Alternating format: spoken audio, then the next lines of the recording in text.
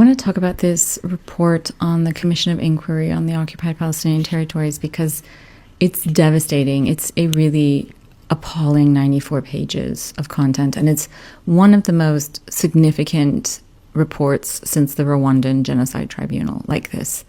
I used to work in the Children and Armed Conflicts section of the UN Security Council. My job was to monitor and report on what was happening to children during a war. So I know that reports like this are rare. This was over 2.5 years of evidence collection on military units and specific incidents with forensic corroboration.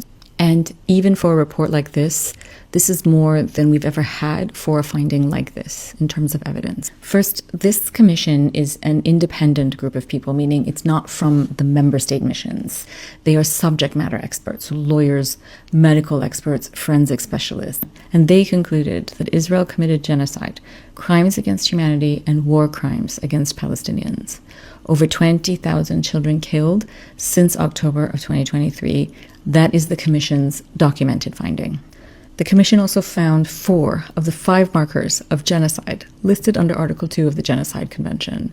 So that's the targeting of children with precision weapons, including the quadcopters with 4K cameras and high-definition images, the destruction of reproductive and maternal health facilities, sexual abuse of children causing lasting mental harm, and harm to all the systems that children depend on, so health, play, and education centers.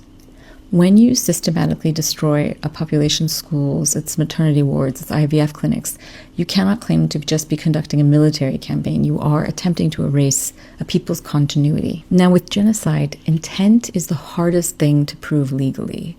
And the Commission didn't simply look at the large number of children killed and then extrapolate intent. That alone would have been insufficient. What investigators found was variation between units, so the likelihood of harm coming to children was measurably higher when specific military units were present. If this were simply the chaos of war, you would see more uniformity.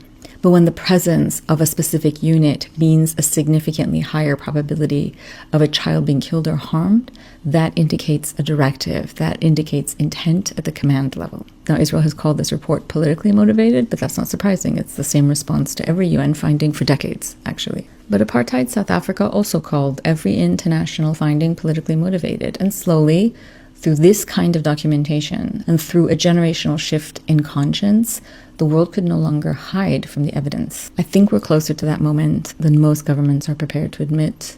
And from this point forward, nations can't say they didn't know. There's a record now, and a record of what nations do or don't do about it.